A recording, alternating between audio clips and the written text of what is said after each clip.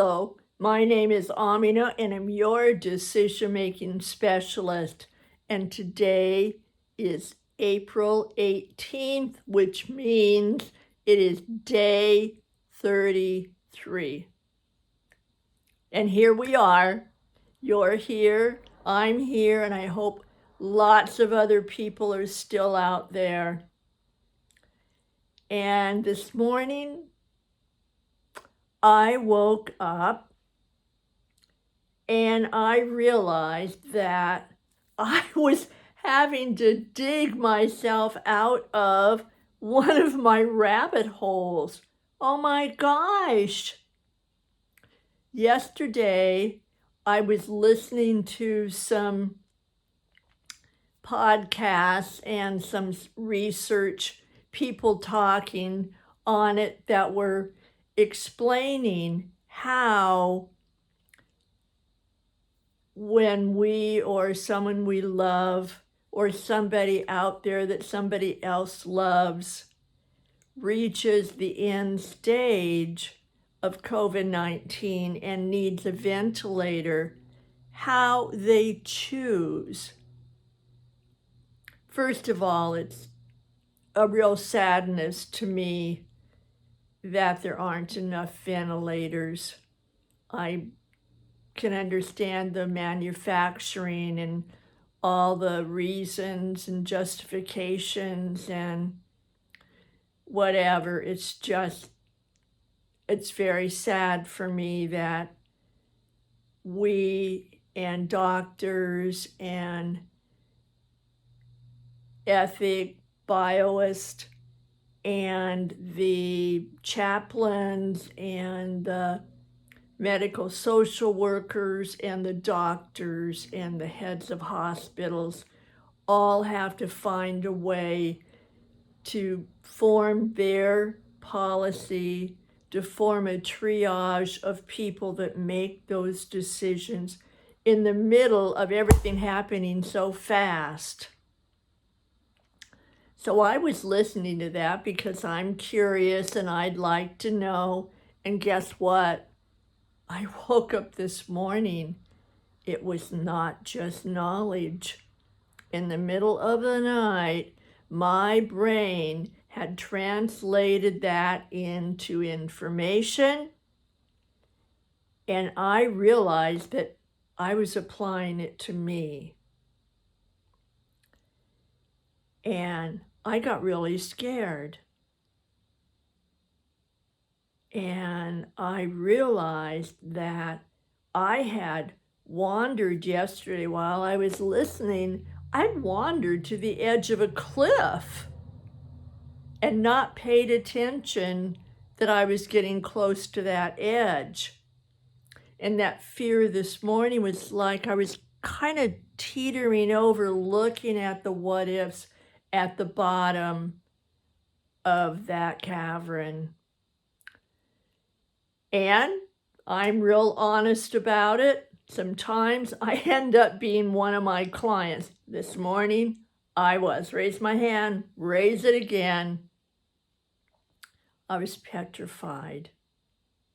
And I had walked to the edge of the cliff, and I was in the back part of my brain, in my amygdala, and I was in fight, flight, and freeze. And I realized that I had frozen. I was stuck. I was in a form of terror. And I don't know, maybe I'm just wandering around in my own madness this morning, or maybe, just maybe, those kinds of thoughts wake you up sometimes in the morning or flutter around before you go to bed. Just thoughts that just interrupt, bisect, dissect your everyday being. Well, that's what happened to me, and I'm guessing that happens to a lot of us. I hope not. My guess is we've all had different kinds of thoughts or a variation of those thoughts. And fortunately, also being one of my clients, I remembered that that was my committee that had taken me by the hand and led me so far into the future that I got lost. So once I realized that, and I'm really happy to tell you that it was fast and that I got it. And most of all, I knew what to do. And what that was back away, walk away from that cliff. Because looking down there gives me momentum to keep going and get more and more and more lost until it's harder and harder for me to get back. So what came to me is prevention.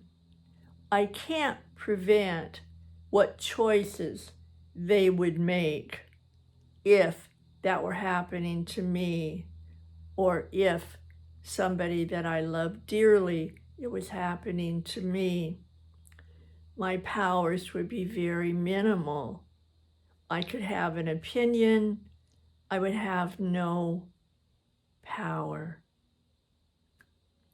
And I do not like to have power over people and have to try to protect territory and defend myself and have a war at every drop of the eyelash.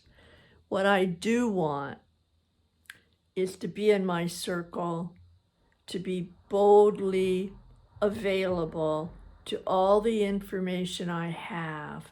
And part of that information is, how do I prevent and protect myself from going out there, falling over the edge of the cliff, and losing myself and my sanity and everything around me? That prevention is, one, to keep well, to remember that I am as vulnerable as most people, and privately a little bit more vulnerable.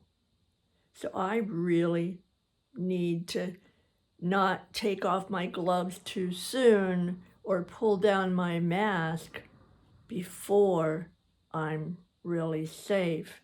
And since I have no idea if I'm ever really safe, I don't want to be infected from someone else. If in some way or measure I happen to be a carrier and I don't have the symptoms and they may not manifest, I don't want it to give to somebody else so that somewhere along the line they reach the edge of that cliff and have to try to figure all this out. I'd rather that I figured it out. I went down the rabbit hole. I got scared, and I can tell you so that you don't have to go near the cliff. It's not pretty. It's not fun. And to tell you the truth, it's just a little embarrassing to have to tell you that I'm not perfect. Well, guess what? I'm not. I never was. And I cleaned up that mess, and I want you not to have that mess to clean up for yourself. So there's another way in terms of being careful, being safe, and not worrying so much about getting to the edge of the cliff. And I'm guessing probably all of you have heard of this, and it's called a health directive. No one wants to think about that, because that is talking about what if your death. What if somebody has to make a decision, either about the virus or something else? So it takes a lot of courage. And it's not always easy. And it's not something people really want to talk about. And it's usually not something the people around us want to hear or talk about either, especially when they love and care about us and we love and care about them.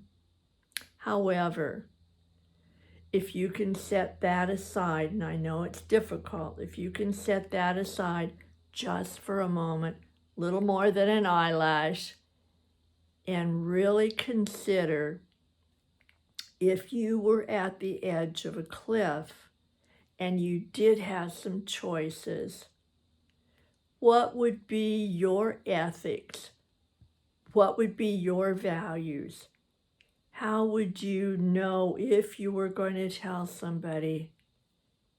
How much, in what ways you believe in your quality of life,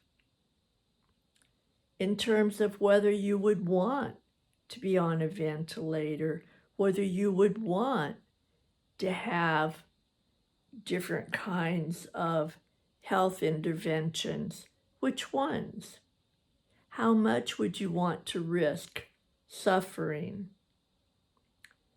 Under what conditions would you, if you had your choice, say, that's it, I'm done, no more? So I'm going to offer today, even though it's probably not my funnest offering to you, that you consider some thought, some conversation, and probably as soon as you can, so that you can just put it out of your mind and don't have to brush away that cliff or worry about stumbling into it like I did. So check out the health directives. You can find the forms online. You can ask your doctor, they'll have the forms. You can fill those out and just sign them and follow the directions so that they're legal and viable. And then set it aside and let the feelings and the energy relax, because then you are free to continue writing your story for the here and now. And when you get out there and you have made sure that part of your legacy is not to put a burden on your family or whoever is carrying out what you say that you want in your health directive. And also the medical people involved can see what you want, so their lives are easier, because they do not like to have to make those decisions. They're looking at that patient, looking into their eyes. The patient is wanting them, depending on them to hopefully make them better. And when they can't do that, and they literally have to make a choice of calculating risks, of calculating possibilities and potentials, and they have to sign off on whether they let you or someone you love live under what conditions, that is horrible for them. That is just horrible. Bad enough that they watch people die that they can't do anything about, to help somebody die when they wish they could, and yet they have to make the decision not to do it. I'm not trying to be a downer or anything like that. It's just, part of this virus and part of the situation we're in and part of the slowing down is that there's space for some realities that ordinarily we would kind of glance at and walk on our merry way. You can still do that. You can still walk on and just not ever imagine what that cliff would be like, or you could stumble into it like I do, which I do not recommend. It was a horrible way to wake up. And what I'm going to tell you on a personal level is that I have been part of my mother and my father and 3 of my brothers and my grandparents all dying. And only one had a health directive. And I want to tell you that from the viewpoint of somebody that is a family member and that loves their family, I've been very, very fortunate to have a wonderful family and to have them one by one gone. And the doctor's looking at me saying, "What shall we do?" I don't want you to have to do that. And I don't want anybody that cares about you to have to do that if all possible. I mean, if it's an accident or something, then sometimes those decisions have to be made. Even then, if we take the time and the courage to have a health directive, no matter what happens any time of day and night, not that I want it to, just if it does, if it did, before it happens, you're covered, they're covered, and you can just focus on the love and the memories that you have written in your book about each other. And when you go out there and you're here, you have a legacy of knowing that you have done your very best and they have done theirs, and you've helped each other have a better story. So thanks for listening, and I really hope that you keep being safe, get a health directive, and then write your story. Take that legacy out and make it a story that you want to share. All right, take care. Come back tomorrow. I'll be here. It'll be another day. And I am looking forward to seeing you. And by the way, something else you can do is click that subscribe button. Come back and tell a friend. I'm here for you. And I want you to know that throughout this, you are not alone. All right, take care. Bye for now.